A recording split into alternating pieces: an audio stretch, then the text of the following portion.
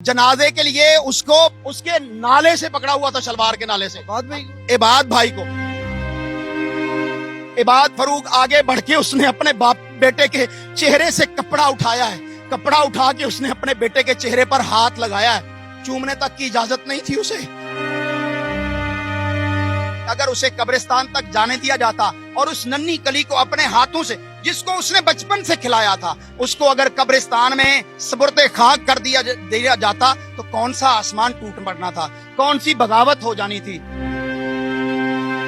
इस वक्त पाकिस्तान में जो शोक की एक फिजा कायम है, आपको रात को वीडियोस में भी देखा जा सकता है। आबाद भाई के साथ आपने बिल्कुल खड़े होकर जनाजा पढ़ा, बच्चे को खुद कब्र में उतारा। क्या वो मनाजिर क्या थे जो आपने खुद अपनी आंखों से देखे? इबाद फरूक को उस वक्त जनाजे में लेके आए जब तमाम इंतजामात मुकम्मल थे, जनाजा हो रहा था, इंतजार कर रहे थे। हम इंतजार कर रहे थे कि इबाद फरूक भाई आए और जनाजे के बार बार जो है अनाउंसमेंट, बिलाखिर उनको लाया गया। और इस तरह उसको जनाजे की हालत में भी, हालत नमाज में भी, मैं पूछना चाहता हूँ अपने ताकतवर हलकों से कि हालत नमाज में उसका बेटा, उसका लखते जिगर, उसकी दुनिया कट चुकी थी, वो जो है वो फौत हो चुका था, और उसके बेटे को जो है जनाजे के लिए उसको उसके नाले से पकड़ा हुआ था, शलवार के नाले से। इबाद भाई को एक शोक की फिजा तो थी ही थी, क्या खौफ की फिजा भी थी कल जनाजे में? क्या हमारी पब्लिक में एक खौफ की फिजा कायम हो चुकी है, खासतौर पे अब एक खास जमात को सपोर्ट करते हुए? क्या कल जनाजे में भी ये खौफ की फिजा आपने देखी? एक मजलूम अम्मार शहीद, नन्ही कली, नन्ना फूल, उसके जनाजे पर खौफो हरास फैलाने के लिए हजारों की तादाद में वहां पर सिक्योरिटी इदारे, फोर्सेस, पुलिस और उनकी नफरी जो है वहां पर तैनात थी। वहां इस कदर खौफ था कि शायद ये सबको जो जनाजे में जाएंगे उचक ले जाएंगे। ठीक है, इस खौफ के बावजूद इतना बड़ा जनाजा लाहौर में हुआ है। कम अज कम 50,000 से जायद लोगों का मजमा था जो उस ग्राउंड के अंदर था। बारिश और मौसम के खराबी के बावजूद वहां पर जब जनाजा हुआ, मैं इंतहाई दुख से कह रहा हूँ, अम्मार शहीद के वालिद को, इबाद फरूक को तो उचका ही हुआ था। मैं पहली सफ में था, मैंने वहां पर गुफ्तगू भी की। अबाद भाई आए हैं, उनके बेटे का चेहरा कवर था, उसके चेहरे को देखने की इजाजत नहीं थी। अबाद फरूक को लाके पहली सफ में खड़ा कर दिया गया और हुक्म दे दिया गया कि चलो जी नमाज करवाओ, जनाजा करवाओ। इबाद फरूक बड़ी मुश्किल से आगे बढ़ा है, मैं आई विटनर हूँ, सच कह रहा हूँ। इबाद फरूक आगे बढ़ के उसने अपने बाप बेटे के चेहरे से कपड़ा उठाया है। कपड़ा उठा के उसने अपने बेटे के चेहरे पर हाथ लगाया है। चूमने तक की इजाजत नहीं थी उसे।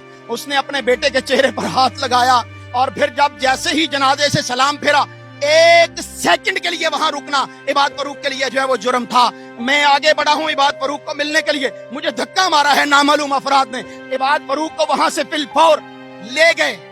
एक मिनट के लिए भी, एक सेकंड के लिए भी वहां रुकना उसके लिए जो है वो बर्दाश्त नहीं किया। ड्यूरेशन कितनी थी खौफ है? आबाद भाई के आने से जाने तक का कितना वक्त था?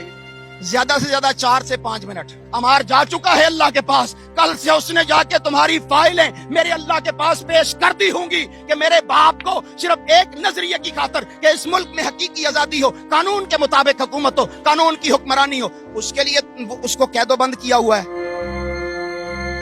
आज इमरान रियाज को कितना अरसा हो गया, उसका नामो निशान जो है, उसकी आवाज तक बाहर नहीं निकाल रहे। इमरान खान को तमाम जज जो है वो बीमार होते जा रहे हैं, फैसला सुनने के लिए तैयार नहीं है। क्या ये तुम्हारा कानून है? अदलिया का जनाजा उस वक्त निकल चुका था जब इबाद फरूक के बेटे अम्मार का जनाजा घर आया था। उस वक्त जो है वो अदलिया का जनाजा निकल गया था। ये चीफ जस्टिस पाकिस्तान की गर्दन पर भी, तमाम जजेस की गर्दन पर भी अम्मार का खून रहेगा और ये इनको सोने नहीं देगा। इनके बच्चे इनसे पूछेंगे, इंशाअल्लाह वो वक्त आएगा कि अम्मार का जुर्म क्या था। अल्लाह ने कुरान में कहा था बिअय्यि ज़ंबिन कुतिलत, बिअय्यि ज़ंबिन कुतिलत, इसको किस जुर्म की सजा में कत्ल किया गया। मैं पूछता हूँ पाकिस्तान के मुक्तदर हलकों से, इस निगरान हुकूमत से, अम्मार को किस जुर्म में मारा गया? रात को जब आप यही सब बातें बोल रहे थे तो आपको कान में एक शख्स ने रोक दिया कुछ कह के।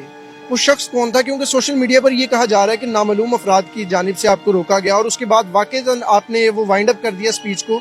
वो क्या माजरा था? एक दफा नहीं, एक दफा तो कैमरे ने रिकॉर्ड किया। मुझे वहां गुफ्तगू के दौरान 5 दफा जो है वो मना किया गया कि आप गुफ्तगू ना करें, आप बात ना करें। वो नामालूम अफराद थे, हम नहीं जानते वो कौन थे। मैं इबाद फरूक के रिश्तेदारों से, उनके भाइयों से, उनके कजनों से मिला हूं, वो कहते हैं हम नहीं जानते ये कौन है। अहले इलाका मुझे जानते हैं, वो नहीं जानते कि कौन है।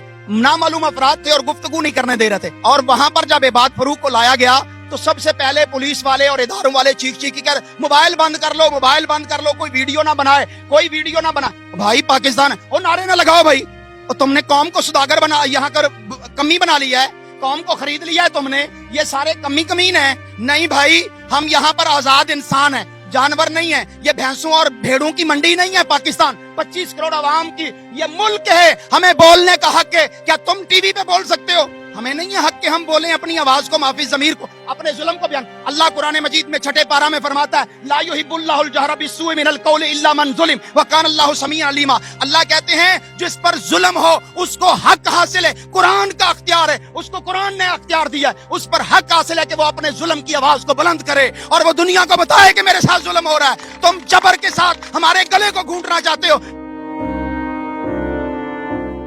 अल्लाह की कसम, मैं लोगों से मिलता हूँ, लोग मुझे कहते हैं अलामा साहब हम तो मुल्क छोड़ के जा रहे हैं, हम तो मुल्क छोड़ के, जिसका बेचारे का कोई ना कोई हीला बसीला बनता ना, वो कहता मुल्क छोड़ के जाना है। बाकी रह जाएंगे ये मजदूर लोग या मेरे जैसे जो इस वतन से मोहब्बत करते हैं कि भूखे रह लेंगे, मुल्क नहीं छोड़ के जाएंगे।